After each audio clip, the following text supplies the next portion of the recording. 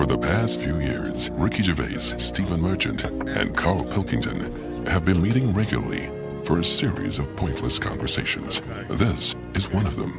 Testing. Is that all right? Hello and welcome to the Ricky Gervais Show with me, Ricky Gervais, Stephen Merchant. Hello. And the little round-headed buffoon that is Carl Pilkington. All right.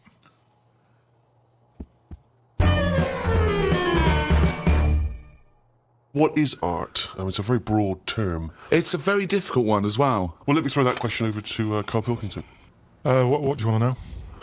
Well, we were just trying to clarify what art is. It's just something for your eyes to look at. Right. It's just a change from the norm, isn't it? I mean, that's why I think most people have it. But then the problem is, I'd never buy a piece of art. I don't see the point in buying something because I know that my eyes will get bored of it eventually. Right. Have you got much art in your house? Yes. Yeah. Because it gives me pleasure, and I don't get tired of it. I don't get bored. Do you of look at it every day? Well, it's there, isn't it? It just adds. Yeah, but other things a are pleasure there. to Dust it. is there, but Surprisingly, I've not compared I think art I've to dust as often as I perhaps should. But the thing about, and this I think may be intriguing to you, Damien Hirst, of course, is more of a conceptual artist like Tracy Emin, and a lot of what contemporary art does is followed on from a guy called Marcel Duchamp, who I'm sure you're familiar with. Now, he famously took a gentleman's white urinal like you'd find in a pub toilet, and he put it on its side, and he signed it with a fake name, and he put it in an art gallery. Now, he did that in about 1917, perhaps a bit later. it just annoys me because there'll be snobby people who haven't got a clue, and they're looking at that and they go, "Oh yeah, see what he's trying to say." Well, that might make them think. They might. Damien Hirst, I don't feel angry with Damien Hirst really because he's Right. getting away with it. But why does that annoy you? Because it's people falling into the trap. Damien Hirst, before he dies, I bet he goes, "What a laugh that was." I had everyone on. There's a very good point as well, because some people think that the greatest art form of the last 100 years is marketing. Yeah. Some people say that that is his art, that it's not good enough to do it. You've got to then get away with it. And if the point of art is to inflame, I don't think anything inflames people more than the discussion about whether something's art, or if someone's taking the piss, or if someone gets 50 million for something, do they deserve it? Is it worth a hospital? Well, what do you think? What do you think of the shark in a tank? I think I was blown away by it. I thought I'd never seen anything like it before. It was sort of spectacular because it is so huge and so vast, and to have put a shark, in formaldehyde, and to have hung it in an art gallery, it's very striking when you see it. Yeah, it's it a is. remarkable achievement. But what is he? Is he an artist or a fishmonger? What he's done, anyone could have done what he did. Yes, but not everyone did it. He did it. This is an interesting point that you raise. It's the same old point you always raise. Not anyone could have done it. That's always the same point you make. Anyone could have done it. Carl, But they didn't do it. You could say the same about Michelangelo. Is he an artist or a painter or decorator? Well, it hasn't caught on, has it? Like the crying boy photograph. No one's having them in their house. No one's gone, "Oh, have you seen this? Have you seen the new trend, a shark in a tank?" No one's got the room. No one wants it. And that, to me, shows you what's popular. At the end of the day, if everyone wants one, he's got to be good, hasn't it? But I think if people were given a chance to appreciate more sophisticated things, then they would. And I just think that's true in all walks of life. It's an acquired taste, and the best things are an acquired taste. I mean, I haven't got pictures in our flat because of that mirrored wall I've got. Yeah. Right? So, I mean, it's tiny. You've been in it. Got windows on one wall, door to get in on the other, kitchen on the other, mirrored wall on the other. So there's No nowhere space for there. art. There's no space for art. I'm intrigued how you sit at home. Where's the sofa? At home. Yeah. Facing the mirror. So you sit looking at yourself all night, Yeah. as opposed to a painting. Yeah, but at least that changes each day. No, it doesn't. It does. The No, picture it's not. changes. It's round and miserable every fucking day. No, honestly. It's good to... Because you don't look at yourself otherwise. Especially me. I haven't got any hair to comb or anything. So I don't look in the mirror as much as the normal person. So, whereas now, I'm looking there every day. So you're sat at home staring at yourself? No, because the telly's in front of the mirror. But are you not distracted by yourself? Yeah, you do. When the adverts are on, you look up. And if Suzanne's sat next to me, I tend to talk to her through the mirror. What do you mean? So why don't you look at her when you talk to her? You don't have to turn your neck or anything. There's no neck usage going on. I can just look forward. I look at the telly, lift the eyes up, look in the mirror, look at me, look at her. What does she do?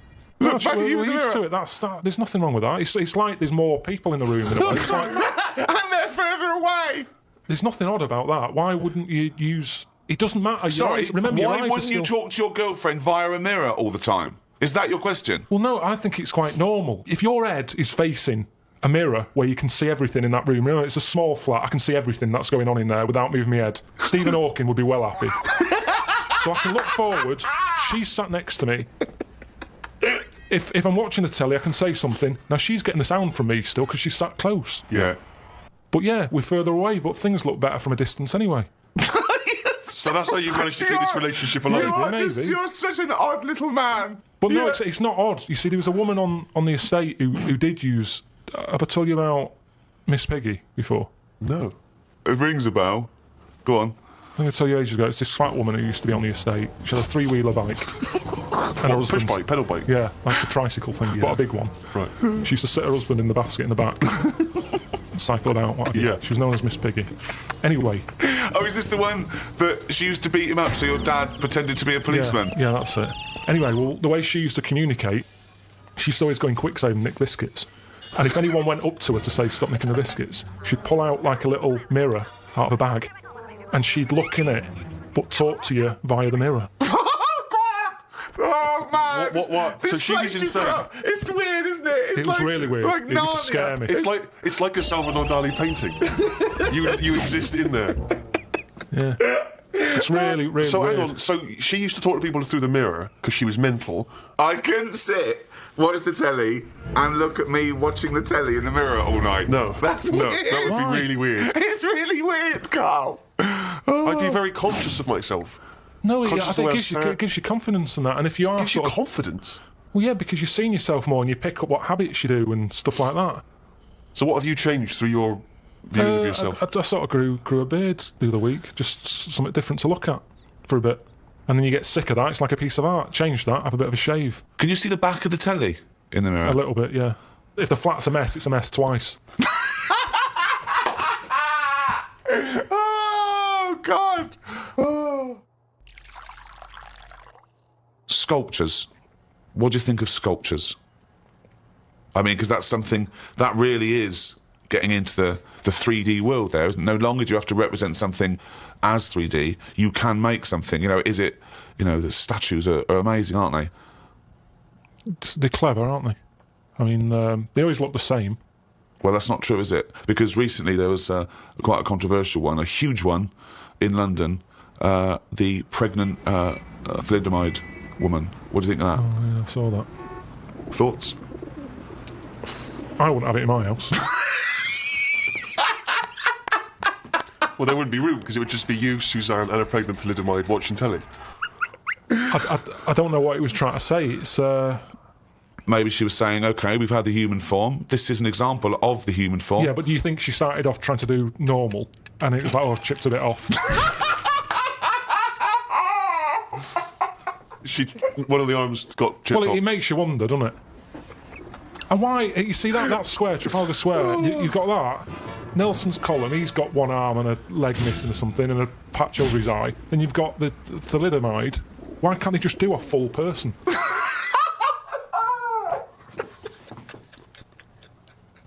Well, that was what they saw. That was what the artist saw. It's about confronting us with certain preconceptions of what we expect of the human form, what we expect of sculpture. It's probably a little ironic comment as well on the famous Rodin. It's wrapped up with all kinds of ideas of maternity, of the human form, of what sculpture is. Why wouldn't you put that in a big public place? What about the subject? Did you think who's that subject? Who is that woman? No, not really, because thalidomides are around and we've all seen one. It's not like a shocking image. It's one of life's little things that it chucks out. There's some out there. So it's not Amazing. shocking, is it? I don't understand what you mean. I think what I thought is, it just goes to show we're sort of running out of ideas. What do you think of people who are so angry at art they try and censor it or they try and destroy it? Do you think art should ever be censored? It's where you put it. If it's in a gallery, then it doesn't have to be censored. If it's in Trafalgar Square, where everyone's wandering around having a nice time, you don't want a 12-foot cock.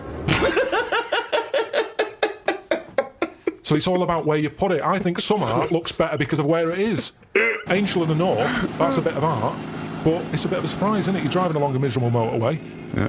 Oh, what's that over there? It gives you something for your eyes to look at again. Motorways are the most boring place to drive. But you go, oh, look, there's a bit of art over there. Yeah, but Stick that then into again, a should you be door. looking at art when you're going at 70 miles an hour along a motorway?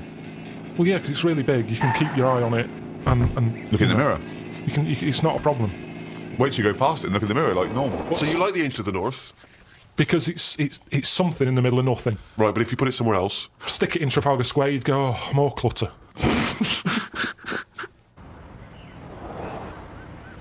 I remember we were shown the cartoon version of Animal Farm when we were about like 15, 16. We were discussing it afterwards about, Napoleon, oh yeah, great, oh yeah, communism versus, the poor proletariat and all this.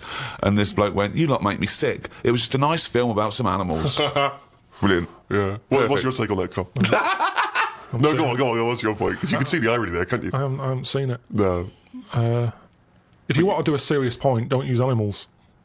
No? Well, I disagree with that because I think my favourite is probably Charles Dickens, and I think the greatest story ever told is A Christmas Carol, and there's only one way that could ever be improved, and that is a Muppet Christmas That's Carol. absolutely right. Yeah. So, and I think that you could, and I think people could take a lesson from that and maybe do other films with the Muppets. A Muppet Schindler's List. Yeah. I mean, Yeah. you could make it so moving, couldn't you? Schindler's List in space.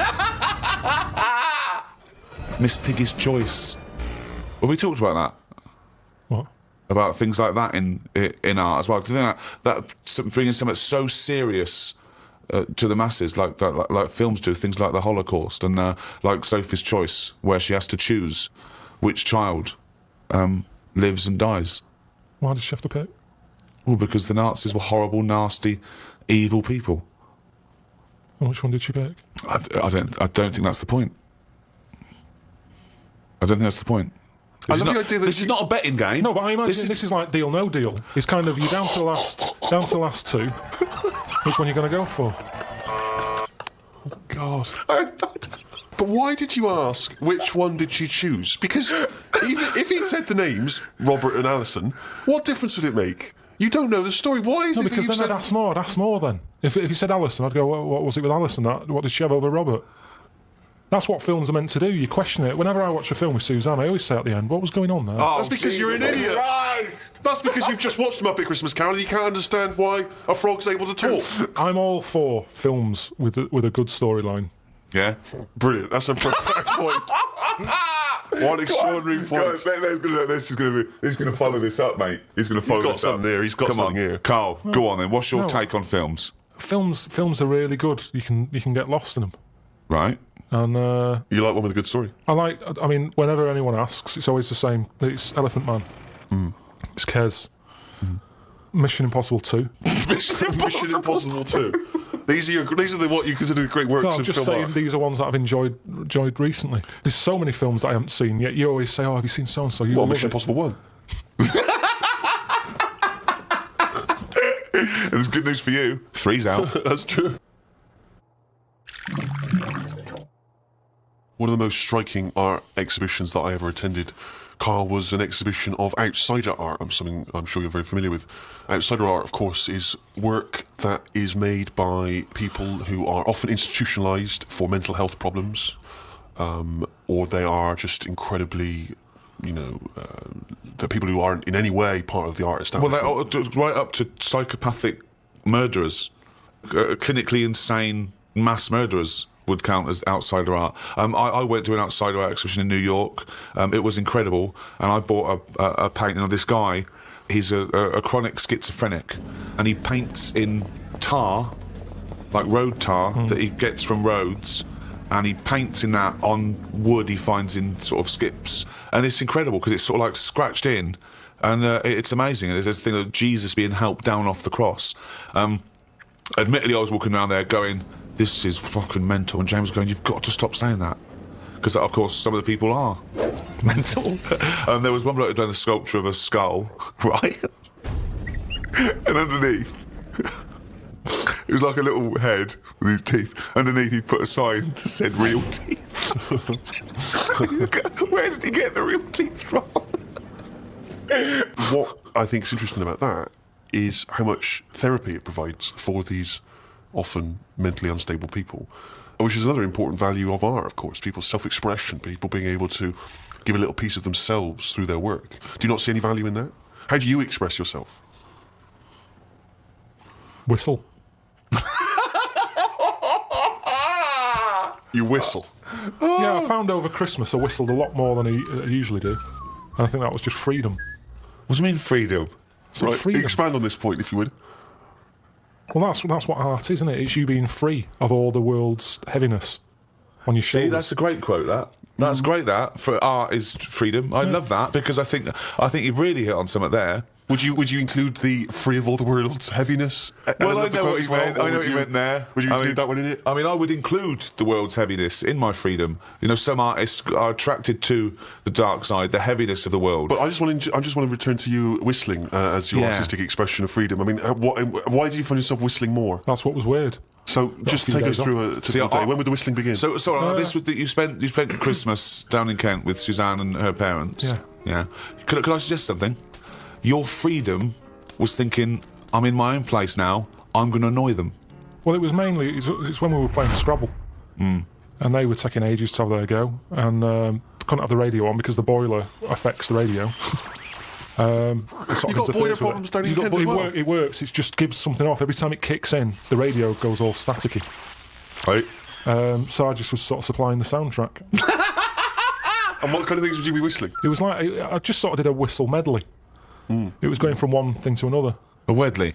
And a man was impressed. She was like, "Oh, you can whistle, can't you?" I was going, "Yeah."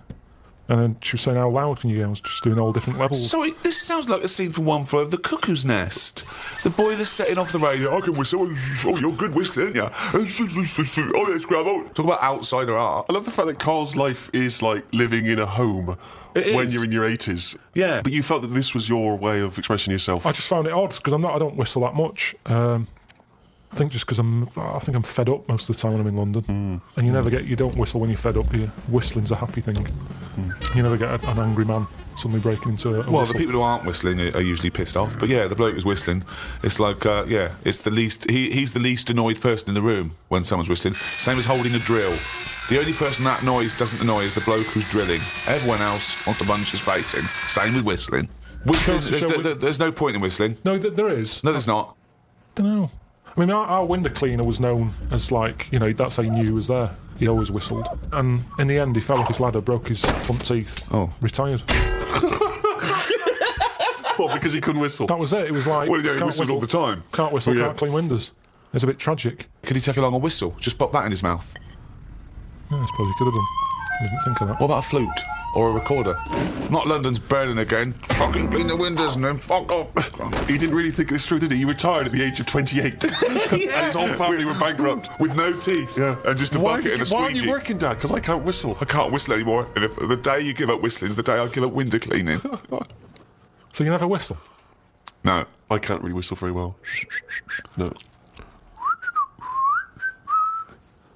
I don't whistle, but I can whistle better than that.